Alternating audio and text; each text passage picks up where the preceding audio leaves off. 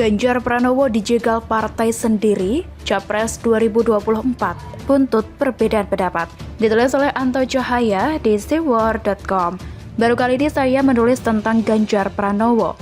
Lelaki berzodiak Scorpio dengan simbol kalajengkingnya, tokoh ini terbilang masih cukup tampan untuk orang yang seusianya. Lahir di Kabupaten Karanganyar, Jawa Tengah, 52 tahun silam. Sosok dengan ciri khasnya yang menonjol, rambut putih, mata tajam, dan senyum yang mengembang. Ganjar kecil bisa terbilang dalam hidup yang dirundung kesedihan dan juga kesusahan.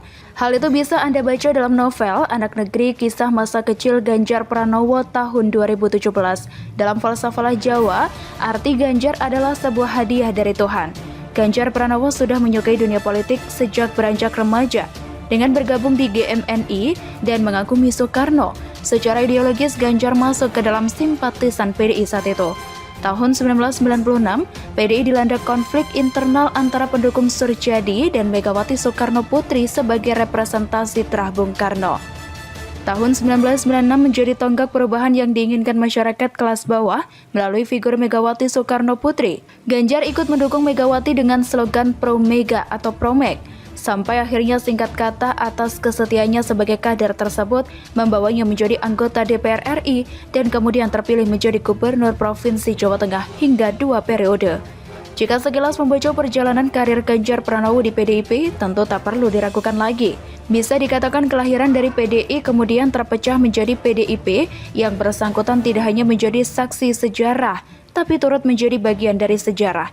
Jadi rasanya tak perlu diragukan darahnya. Provinsi Jawa Tengah bisa dikatakan salah satu daerah lumbungnya kandang banteng. Tapi yang menarik, kendati lumbung banteng tidak mudah bagi Ganjar Heru saat maju di tahun 2013. Faktanya, Ganjar Heru yang dikenal dengan tagline "Boten korupsi, boten ngapusi" atau "Tidak korupsi, tidak membohongi", saat itu keluar sebagai pemenang dengan total perolehan suara hanya mencapai 48,82%. Dan periode kedua Ganjar Taj Yassin memperoleh 58,78%.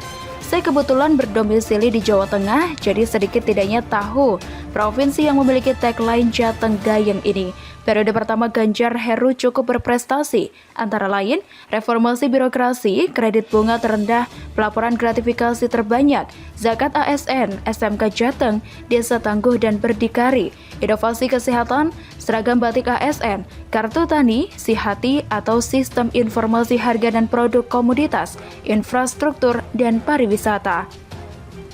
Hal di atas kiranya perlu saya utarakan agar ada sedikit gambaran hubungan erat antara PDIP dengan sosok Ganjar ini.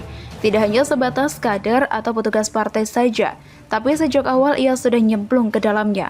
Munculnya nama Ganjar Pranowo menjadi salah satu figur yang selalu masuk 3 besar Capres 2024 tentu tidak mengagetkan. Karena figurnya memang paling menonjol di antara kader PDIP yang lainnya. Panggung tersedia, seorang gubernur yang kebijakannya, kontroversinya, dan kemanapun pergi awak media selalu menguntitnya. Dan yang menarik munculnya nama Ganjar Pranowo sebagai salah satu figur Capres pilihan responden dari berbagai lembaga survei nampaknya tidak serta-merta membuat PDIP senang dan juga menyambut dengan gegap gempita. Ada apakah? Hal ini sangat berbeda dengan partai lainnya yang tampak euforia seperti Gerindra Prabowo, Golkar Erlangga, dan Demokrat AHY. Jika alasannya karena Ganjar Pranowo bukan ketua partai dan hanya sebatas kader partai dapat dimengerti. Ganjar Pranowo dijegal partainya sendiri.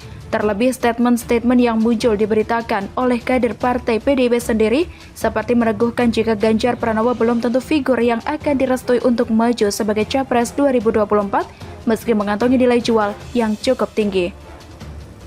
Hubungan antara DPD PDI Perjuangan Jawa Tengah dengan Gubernur Ganjar Pranowo memanas. DPD PDIP Jateng berseberangan dengan Ganjar perihal langkah pencapresan di 2024. Bahkan DPD PDIP Jateng secara terang-terangan menyebut Ganjar terlalu berambisi maju nyapres sehingga meninggalkan norma kepartaian.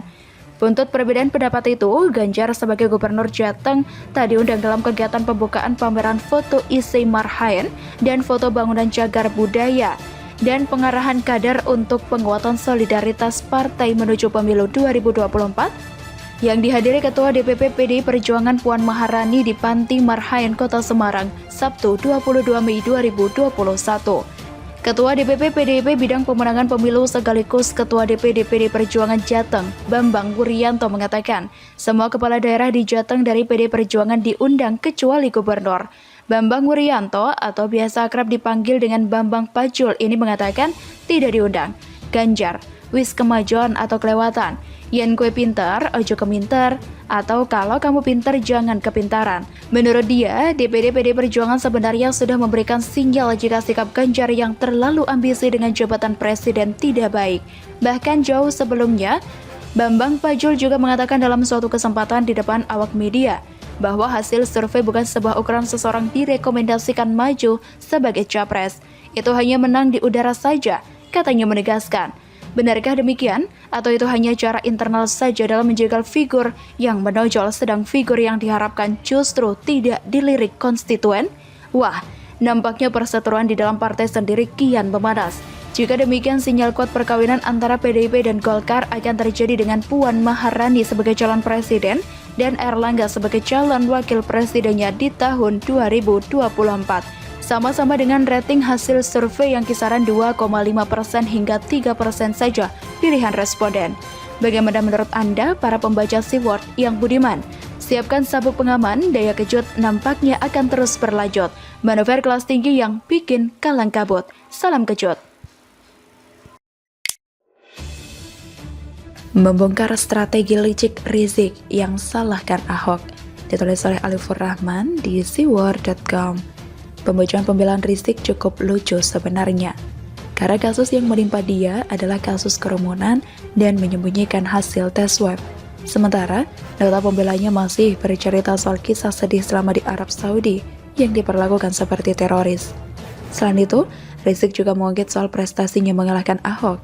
Padahal, Ahok dulu di Pilkada 2017 didukung oleh Panglima TNI, Kapolri, dan Presiden Jokowi.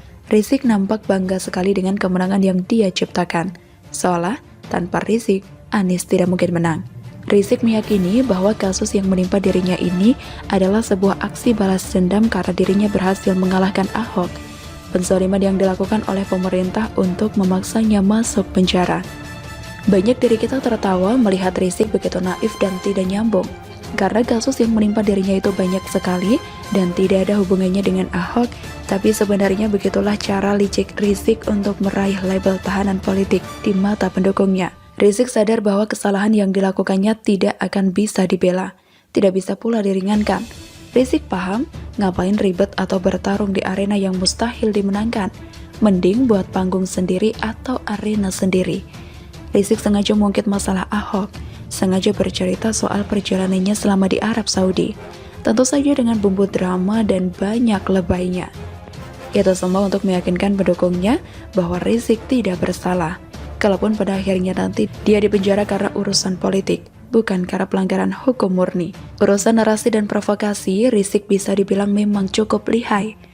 Baginya, yang penting adalah nanti pasca dia keluar dari penjara tetap punya pasukan atau jamaah, tetap disegani dan dihormati, tetap dijunjung tinggi dan suci, seolah tak pernah melakukan kesalahan apapun di Indonesia. Kenapa? Karena opini yang dibangun adalah Rizik di penjara karena urusan politik. Dia bukannya tak paham logika pembelaan, tapi memang itulah cara dia bertahan hidup sebagai pemimpin pasukan. Tangisannya dan cerita-cerita lebaynya murni ditujukan pada pengikutnya, agar mereka tetap solid dan loyal kepadanya. Menunggu Rizik keluar penjara dan siap berdemo lagi. Saya kurang tahu apakah pembelaan semacam ini dibolehkan, yang tidak sesuai dengan kasus dan terlihat ingin memprovokasi. Sehingga dengan ini, dengan mempertimbangkan kelakuan Rizik selama persidangan, mestinya vonis hakim bisa maksimal atau lebih berat dari tuntutan jaksa. Selain itu, Rizik sudah tidak muda lagi, dia sudah menua. Pemerintah atau pihak terkait mesti lebih agresif dalam menyikapi strategi politik Rizik. Jangan hanya gara-gara tidak ingin membuat kegaduhan, malah membiarkan Rizik bermain-main dengan provokasinya. Rizik sudah 2 kali masuk penjara, dan ternyata itu tak bisa membuatnya jera. Sekarang dalam perjalanan menuju penjara lagi, pun masih terlihat gayanya yang angkuh dan licik. Maka sekali lagi, penting untuk saya ungkit soal kasus-kasusnya. Rizik ada banyak kasus hukum, proses dan selesaikanlah. minimal sampai 2024 agar pemilu bisa berlangsung damai. Kita mesti belajar dari Ramadan kemarin. Ramadan terasa lebih tentram tanpa FPI, dan itu mahal sekali. Kita sudah pernah merasakan gaduhnya politik SARA di Pilpres 2014 dan juga 2019. Memang semua itu tidak sepenuhnya salah FPI, tapi FPI dan Rizik ini seperti bensin yang membuat api membara. Jika kita ingin melihat pesta demokrasi berjalan dengan damai, sedamai Ramadan kemarin, maka biarlah Rizik ditahan lebih lama di penjara. Jangan biarkan dan jangan berikan peluang baginya untuk keluar sebelum pemilu usai. Kalaupun ada yang bilang ini disengaja, ya biarin saja. Toh, kasus hukum yang dilakukan Rizik memang benar adanya dan bukan rekayasa. Pilpres 2019 lalu kita kehilangan beberapa nyawa hanya karena provokasi murahan dan demo anarkis. Bukankah adil kalau kita menahan Rizik lebih lama lagi dengan kasus yang sudah ada untuk melindungi warga kita dari provokasi yang mengarah pada kematian? Daripada kita harus menghadapi ancaman demo lagi, resah lagi, dan kematian karena provokasi, lebih baik Rizik tetap berada di dalam penjara. Sungguh itu jauh lebih baik bagi semua pihak, termasuk